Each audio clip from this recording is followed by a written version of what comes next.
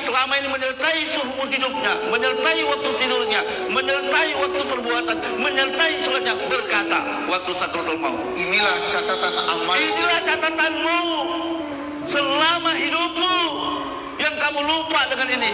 Seakan-akan tidak ada yang mencatat, kata Allah. Ini ada yang mencatat gerak gerimu, langkahmu. Ibu dari rumah ke sini dengan gerakan waktu dicatat oleh Allah untuk mendengarkan ayat-ayat Allah. Anu kan? yang tersedia pada sisiku. Anu kan? Allah berfirman, Allah yang menyertai berkata, Allah, ada Allah sakratul maut. Apa kata-kata Allah di dalam sakratul maut? lemparkanlah olehmu berdua ke dalam neraka semua. Lemparkan. Orang yang sangat ingkar dan keras kepala, Lanjutkan. yang sangat enggan melakukan kebajikan, melanggar batas lagi ragu-ragu. Satu, waktu sholat, orang ini tidak pernah melakukan kebajikan. Sholatnya oke, puasanya oke, umrohnya oke, tapi tetangganya lapar, anak yatim tidak peduli, tidak melakukan kebajikan di hadapan Allah. Yo, mari sholat oke, puasa oke, umroh tiap bulan oke, sedekahnya juga oke, infaknya juga oke, nyantuni anak yatim juga oke. Lakukan agar gak kecelakaan oleh Allah. Dan juga jangan ragu-ragu. Saya yakin ini apa yang disampaikan Al-Quran. Kalau nggak yakin, kamu setelah ayat ini nggak akan yakin. Yakin nggak ibu-ibu? Yakin, praktekkan uji yakin itu. Kalau yakin itu seperti yakin Al-Quran. Kalau meyakini, mempraktekkan dalam kehidupan sehari-hari bahwa ibu akan ketemu dengan ini. Ajukan. Yang ketiga, yang menyembah sembahan yang lain beserta Allah. dia nyembah Allah tapi bersama lain. Perbaiki sholat kita. Ketika nyebut Allahu Akbar, nggak ada yang besar lain Allah. Ketika takbir Allahu Akbar, tangan letakkan di hati. Tidak ada urusan yang paling besar kecuali Allah. Kosongkan urusan dunia. Tinggal suamimu, tinggal keluargamu, tinggalkan duniamu. Yang ada la ilaha illallah. Bukan diucapkan saja. Saya yakin ibu mengamalkan la ilaha illallah. Bukan batas itu, tapi tingkah lakumu diawasin oleh Allah. Coba praktekkan sholat. Makanya kalau sholat kosongkan semua. Ya, urusan bumbu cabai ditinggalkan semua, Tuhan tahu. Lanjutkan. Jangan sampai kita nyembah Allah tapi nyembah yang lain. Nanti kita praktekkan kapan-kapan ada waktu sholat yang benar, bukan khusyuk, bukan tumak nina ya. Ustaz Adi Hidayat mengatakan sholat itu harus tumak nina. Tumak nina itu gerakan. Halo. Allah itu gerakan, itu tumak nina, bukan khusyuk. Khusyuk dengan tumak nina berbeda. Kalau kita bicara tumanina itu bicara fikih. Tapi kalau bicara khusyuk, bicara tasawuf. Halo. Salat itu dalam kata Ghazaliyah Ulumuddin. Al-Ghazali mengatakan salat itu ada dua macam. Ada salat zahir, ada salat batin. Ketika kita berbicara tentang tumanina itu bicara salat zahir. Tapi ketika bicara batin itu bicara khusyuk. Apa? Khusyuk. Jadi beda tumanina dengan khusyuk. Kalau bicara tumanina itu bicara gerakan. Ibu harus sholat sampai itu rukunya sampai 90%. Dia dulu bengkok. Yang sakit pinggang nggak bisa itu. Tegak lurus. Lurus ini. Jangan sampai sebelah dikit setan. Bukan itu tumanina. Kalau bicara setan di samping gara-gara kita agak renggang, secara ilmu fikih iya, tapi ibu nggak tahu setan itu dalam diri kita masing-masing. Yang diusir setan masing-masing dalam diri kita. Di kapan-kapan kita kupas, lambat laut kita akan kupas. Bagaimana membuang, bagaimana kita membesarkan energi nur Tuhan, nur ilahi Rabbi. Tapi iblisnya tetap ada, setannya tidak ada, tapi dia tunduk. Coba, iblis, setan, malaikat tunduk kan dengan Allah? Tunduk. Iblis tunduk gak dengan Allah? Setan tunduk gak dengan Allah? Setan tunduk dengan Allah, karena makhluk Allah. Ya kan? Jin tunduk dengan Allah.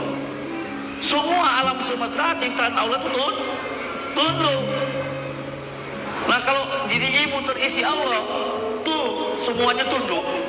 Nggak godain, takut saya godain. Ya kan? Nanti kita kapan-kapan buka bagaimana menaklukkan setan, menaklukkan iblis. Tinggi iblis itu. Bukan mudah-mudah.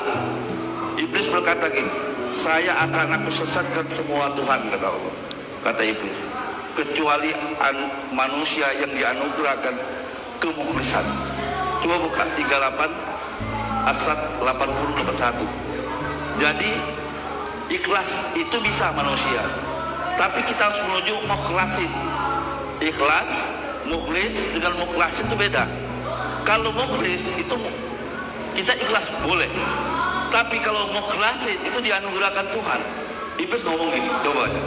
Surat 38-80. Coba. A'udzubillahi minasyaitonir rajim. Qala fa innaka minal munzirin. Allah berfirman, sesungguhnya kamu termasuk orang-orang yang diberi tangguh. Halus, lanjutkan. Ila yaumil waqtil ma'lum, sampai kepada hari yang telah ditentukan waktunya. Lanjutkan. Qala fa bi'izzatika la uwiyannahum ajma'in. Iblis menjawab, demi kekuasaan engkau aku akan menyesatkan mereka semuanya. Illa ibadaka minhumul mukhlasin. Mukhlasin dengan mukhlisin beda. Mukhlasin itu dianugerahkan. Kalau kita, saya ikhlas Ustaz ya, ikhlas silakan aja. Jadi kita menyembah Allah harus mukhlisin alahuddin, murni. Tapi kemurnian kita tidak ada yang paling sang maha murni kecuali Allah. Dan mukhlasin itu anugerah Allah. Nah semoga ibu-ibu akan dapat anugerah kemurnian. Amin. Manusia tidak akan mukhlis kapanpun kecuali Allah mukhliskan. Makanya illa ibadil minhu mukhlasin.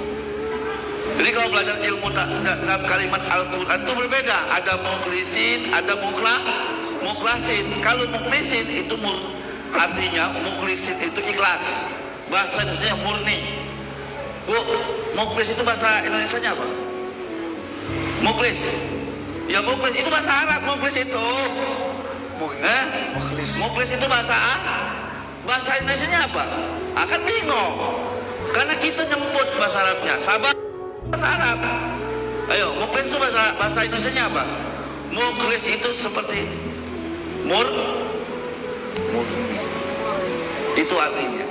Jadi mukhlis itu maka selama manusia beribadah punya kepentingan maka tidak murni. Selama itu akan digoda oleh iblis. Jadi ibadah itu apa? Ada kepentingan nggak? Nggak ada. Nggak boleh.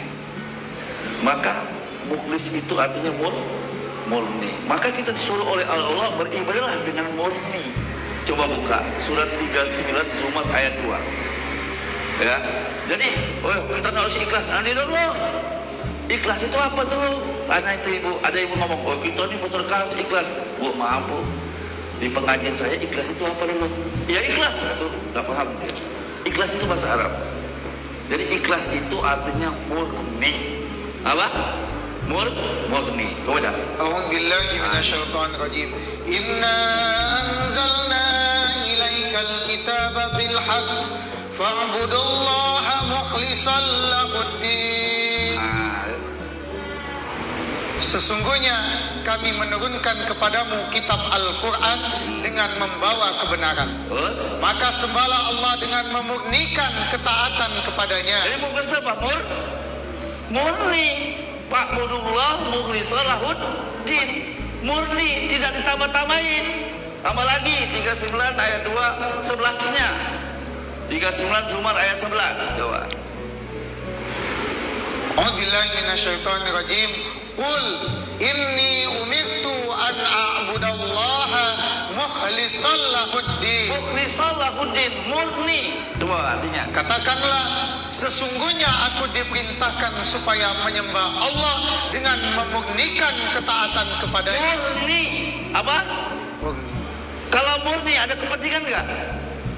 Halo. Tambah lagi ayat 14-nya. Ini sembahyang, sholat ke masjid ada nggak murni, masih adanya di pahala, perbaiki ibadahnya. Masa lo jual beli dengan Tuhan? Ya, ini penting. Jadi ada ibadah memang support. Ibu kalau rajin ke masjid, setiap langkah dapat pahala, dosa dibikin lagi. Sekarang naik tingkatan. Saya ibadah, saya sholat seperti yang ibu niatkan. Setiap waktu sholat, inna sholati apa? Wa nusuki wa mayahya wa mamati lillahi rabbil Lillah, bukan pahala. Coba nanti kapan ngajinya ini? Maka penting. Saya akan nambahin ngaji ibu, jangan cukup di fikih saja. Fikih itu dasar untuk kita bersyariat. Setiap fikih paham itu berbeda. Karena kita ilmu fikih kita bicara mushaf. Mazhab Syafi'i berbeda dengan Imam Hambali. Tapi kalau kita belajar namanya tauhid. Karena ibadah itu yang ditanya tauhidnya. Lo murni enggak? Lo ibadahmu ibaratkan ukur, maka bicara khusus bicara di sini, bukan bicara tumakninah. Coba lagi baca 14-nya. A'udzubillahi minasyaitonir rajim. Qulillaha a'budu mukhlishan lahuddin. Katakanlah, hanya Allah saja yang aku sembah dengan memurnikan ketaatan kepadanya dalam menjalankan agamaku. Yuk kita tingkatkan ya ibadah kita untuk murni dengan Allah, ya kan? Sebagaimana niat kita ketika kita baca Allah berkabiro, maka di situ inni wajjahtu, terus bacanya 679 coba 162. Ini ibu sering baca ini nih waktu sholat, ya kan? Baca intitah kan? Nah, coba baca. A'udzubillahi minasyaitonir rajim. Qul inna salati wa nusuki wa mahyaya wa mamati lillahi rabbil alamin. Katakanlah, sesungguhnya salatku, ibadahku, hidupku dan matiku hanyalah untuk Allah, Tuhan semesta alam. Lillah. Li itu kepunyaan Allah. Berarti salat ibu, ibadah ibu, hidup ibu, mati ibu punya siapa? Allah. Lo nggak mau pikir pahala? Ini kebenaran tauhidnya. Coba saya terangkan. Waktu ibu berdiri dengan dua kaki, sholat lurus, kakinya punya siapa? Benar. Ketika ngangkat tangan dua takbir, Allahu Akbar, tangannya punya siapa? Allah. Ingat ya, kaki punya Allah, tangan punya Allah. Waktu menyebut Allahu Akbar, lidah mulutmu punya siapa? Ayat yang kamu baca, Bismillahirrahmanirrahim, punya siapa? Ada punya. Terus dari mana kau minta imbalan dari Tuhan? Lo tuh punya Allah semua.